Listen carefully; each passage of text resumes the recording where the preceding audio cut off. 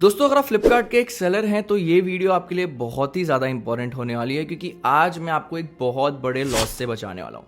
तो ये कैसे होने वाला है, क्या चीज़ें हैं जिससे कि आपका लॉस हो सकता है, इस वीडियो में हम इसी के बारे में डिस्कस करने वाले हैं। तो वीडियो को ध्यान से देखना, सुनना कि एग्जैक्टली मैं क्या बोलना चाहता हूँ और अगर सही लगे तो प्लीज़ इसको इंप्लीमेंट करना। अगर आप ऐसे और वीडियोस देखना चाहते हो e commerce related, online business से रिलेटेड, तो अभी जाइए चैनल को सब्सक्राइब करिए। तो चलिए शुरू करते हैं।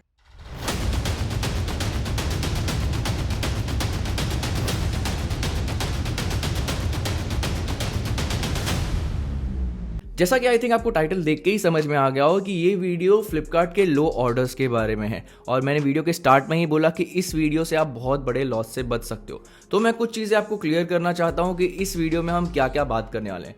दोस्तों सबसे पहली चीज़ ये है कि यहाँ पे हम ऑर्डर ग्रोथ की बात नहीं करने वाले हैं। हम यहाँ पे कैसे आप अपने इन्वेस्टमेंट को, अपने बिजनेस को सिक्योर रख सकते हो उसकी बात करने वाले हैं। यहाँ पे प्रॉफिट की ज़्यादा बात होगी, ना कि ऑर्डर्स की बात होगी। तो अगर आप इस वीडियो में ये सोच के आए कि बहुत ज़्यादा ऑर्डर्स बढ़ जाएंगे अचानक से, नहीं होने वाला है और नहीं होना भी चाहिए। इसका क्या रीज़न है आपको ये पूरी वीडियो देख के बिल्कुल समझ में आ जाएगा। कुछ चीज़ें हैं जो कि हमें ई कॉमर्स के बारे में समझना ज़रूरी है अगर आप स्पेशली फेस्टिवल के टाइम पे इंडिया में सेलिंग कर रहे हैं। तो देखो दोस्तों, सबसे पहली चीज़ ये होती है ना कि इंडिया में फेस्टिवल के टाइम पे बहुत ज़्यादा डिमांड आती है, लेकिन इसमें बहुत फ़र्क है क्योंकि यहाँ पे दो मार्केट है, ऑनलाइन और ऑफलाइन। तो दोनों ही मार्केट में डिमांड आती है और दोनों का अपना टाइमलाइन होता है। अब जिस टाइम पे मैं वीडियो बना रहा हूँ तो बहुत ही क्लोज है ये दिवाली के, तो इस टाइम पे जो मेन डिमांड होती है, जो मेजर डिमांड होती है, वो ऑफलाइन मार्केट में होती है, ना कि ऑनलाइन मार्केट में।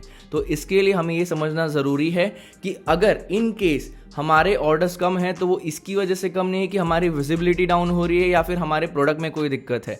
उसका रीज़न बस यही है कि इस टाइम पे लोग ऑफलाइन और इंस्टेंटली प्रोडक्ट खरीदना ज़्यादा पसंद करते हैं क्योंकि उनको भी पता है कि अगर वो ऑनलाइन ऑर्डर करेंगे तो टाइम पे सामान नहीं आएगा और फिर उनका जो काम है वो होगा नहीं। तो इसके लिए इस टाइम पे जो भी लोग हैं, अगर उनको कुछ भी चाहिए होता है तो ऑफलाइन मार्केट में जाते हैं, स्टोर्स में जाते हैं, मॉल्स में जाते हैं और वहाँ से अपना प्रोडक्ट खरीदते हैं। तो ये टाइम पे दोस्तों आपको ज़्यादा स्ट्रेस लेने की ज़रूरत नहीं है, इसमें आपकी कोई गलती नहीं है, मार्केट का पैटर्न है और इसके हिसाब से ही मार्केट चलता है। तो अगर आपको कोई भी ऐसा बोल रहा है कि आप मार्केटिंग में ज़्यादा खर्चा कर दो या फिर प्रमोशन ज़्यादा लगा दो तो आपका प्रोडक्ट बिक जाएगा, तो आपको नहीं बेचना है। In case, just in case अगर आपके ऑर्डर्स बढ़ भी जाते हैं तो इस टाइम पे रिटर्न के चांसेस बहुत ज़्यादा होते हैं। सबसे बड़ा रीज़न ये है कि लॉजिस्टिक फेलियर होता है, बहुत जगह पार्सल डिलीवर नहीं होता, ओवरलोड होने की वजह से वेयर हाउसेस में जगह नहीं होती है, कुरियर बॉय सही टाइम पे डिलीवर नहीं करता है, बहुत सारे लोग छुट्टी पे होते हैं, तो इसके लिए पार्सल डिलीवर भी कम होता है। और इन केस अगर वो लेट से डिलीवर होता है तो कस्टमर एक्सेप्ट करने के बाद उसको रिटर्न भी कर देता है और बहुत सारा फ्रॉड हो रहा है मार्केट में। तो रिटर्न करने की जगह पे वो असली प्रोडक्ट रख लेते हैं और गलत प्रोडक्ट आपको डाल के भेज देते हैं। और यहाँ पे क्योंकि इतना ज़्यादा वॉल्यूम होता है तो आपको क्लेम मिलने के चांसेस भी बहुत ज़्यादा कम होते हैं। तो इसके लिए आपको ये ध्यान में रखना है कि आपको बहुत ज़्यादा इमोशनल नहीं होना है ऑर्डर्स को लेके इस टाइम पे, क्योंकि अभी तक आपने भी देखा, अगर आप ऑनलाइन बिजनेस कर रहे हो तो अभी तक काफ़ी अच्छा फ्लो था। अभी तक लोगों ने बहुत अच्छे ऑर्डर्स किए, चाहे मीशो पे हो, फ्लिपकार्ट पे हो, अमेजोन पे, हर जगह अच्छे ऑर्डर्स आए हैं। बहुत सारे हमारे भी सप्लायर्स हैं जिन्होंने बहुत अच्छा बिजनेस किया और हमने उनको भी यही सजेशन दिया है कि इस टाइम पे ओवर स्पेंड करने की कोई भी ज़रूरत नहीं है, क्योंकि यहाँ पे अगर ओवर स्पेंड होगा तो अल्टीमेटली वो आपका लॉस है। तो इसके लिए आपको थोड़ा सा पेशेंस रखना है, आपको ये समझना है कि ये मार्केट का पैटर्न है। यहाँ पे थोड़ा सा डाउनफॉल आता है, लेकिन ऐसा ये नहीं है कि यहाँ से मार्केट पूरा ही डाउन हो जाएगा।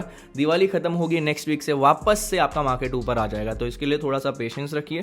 बिल्कुल भी ये मत सोचिए कि मैं बजट कम लगा रहा हूँ या फिर मैं प्रमोशन कम लगा रहा हूँ, इसकी वजह से मेरे ऑर्डर्स कम आ रहे हैं, ऐसा बिल्कुल भी नहीं है। ये बस मार्केट के हिसाब से चलता है, ठीक है। तो 3 मेजर चीज़ें हैं जो कि आपको अवॉइड करनी है अगर आप इस लॉस से बचना चाहते हो, जो कि बेसिकली इस वीडियो में मैंने आपको स्टार्टिंग में बताया। पहली चीज़, हैवी प्रमोशन बिल्कुल भी मत लगाओ, ठीक है। हैवी प्रमोशन बिल्कुल भी नहीं लगाने हैं, क्योंकि इससे क्या होगा मालूम है कि एक तो आप प्रमोशन में बेचोगे तो ऑब्वियसली मार्जिन कम हो रहा है आपका। दूसरी चीज़ है, जैसा कि मैंने आपको बताया, कि प्रोडक्ट जाएगा, कस्टमर रिटर्न होगा, आरटीओ होगा, डैमेज होगा, क्लेम बहुत कम मिलता है इस टाइम पे। तो इसके लिए ज़्यादा भी मत प्रमोशन डाल दो, ताकि इनकेस अगर आपका प्रोडक्ट जा भी रहा है, बिक भी रहा है, तो आपका एट द एंड लॉस हो जाए। तो इसके लिए प्रमोशन बहुत संभल के लगाओ।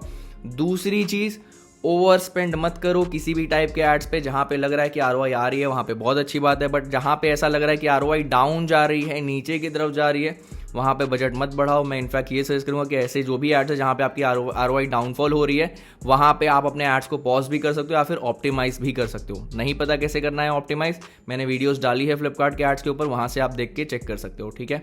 तीसरी और सबसे इंपॉर्टेंट चीज़, जो लोग भी फेस्टिवल रिलेटेड प्रोडक्ट में डील करते हैं, स्पेशली जो दिवाली से रिलेटेड है, उनको बहुत ही प्रिकॉशन के साथ चलना है, बहुत ही संभल के चलना है, क्योंकि ये चीज़ ध्यान में रखो, एक बार दिवाली चली गई तो वो चीज़ें नहीं काम में आती हैं, तो आपको बहुत मेजर रिटर्न्स आ सकते हैं। या फिर बहुत बार ऐसा भी होता है कि जो बहुत सारे जो ऐसे बायर्स हैं जो कि रिटर्न करने में बहुत ज़्यादा इंटरेस्टेड होते हैं, चोरी करने में इंटरेस्टेड होते हैं बेसिकली, वो इस टाइम पे ही ऑर्डर करते हैं, 2 से 3 दिन पहले ऑर्डर करते हैं, 4 दिन पहले ऑर्डर करते हैं, यूज़ करते हैं, क्योंकि रिटर्न पॉलिसी होती है तो उसको रिटर्न कर देते हैं। तो इसके लिए आपको बहुत ही प्रिकॉशन के साथ चलना पड़ेगा अगर आप लॉस से बचना चाहते हो। तो अगर आप ये 3 चीज़ें फॉलो करते हो, ये 3 चीज़ों पे ध्यान देते हो, तो आप बहुत बड़े लॉस से बच सकते हो। तो आपको बस मैं यही मैसेज देना चाहूँगा इस वीडियो के थ्रू कि आपको थोड़ा सा दिमाग लगाना है, थोड़ा सा मार्केट समझना है। एक बार आपको वो चीज़ समझ में आ गई तो आप इन सारे लॉसेस को अवॉइड कर सकते हो। थोड़ा सा पेशेंस रखो, वापस से मार्केट ऑनलाइन वाला ऊपर आ जाएगा और वापस से आपके ऑर्डर्स ग्रो होना शुरू हो जाएंगे, जो कि जेन्युइन होंगे और जहाँ पे आप प्रॉफिट कमा पाओगे। तो आई होप सो मैंने इस वीडियो से आपको बताया है कि कैसे आप फ्लिपकार्ट में लॉस होने से बचा सकते हो। आई थिंक ये सारे प्लेटफॉर्म्स के लिए ही मेरा सजेशन होगा कि हर प्लेटफॉर्म में आपको ये चीज़ें फॉलो करनी है, चाहे आप अमेजॉन में कर रहे हो, मीशो में कर रहे हो, फ्लिपकार्ट में कर रहे हो, हर किसी के लिए एप्लीकेबल है। तो इन चीज़ों को फॉलो करिए, अपना लॉस होने से बचाइए। और अगर आपको वीडियो इंपॉर्टेंट लगी, अगर आपको वीडियो से कुछ भी सीखने को मिला है, तो वीडियो को लाइक कर देना। अगर आप ऐसे और वीडियोस देखना चाहते हो, सक्सेसफुल बनना चाहते हो, ई-कॉमर्स बिजनेस के बारे में सीखना चाहते हो, तो अभी जाइए चैनल को सब्सक्राइब करिए। दोस्तों इस वीडियो के लिए इतना ही, फिर मिलते हैं एक नई वीडियो में।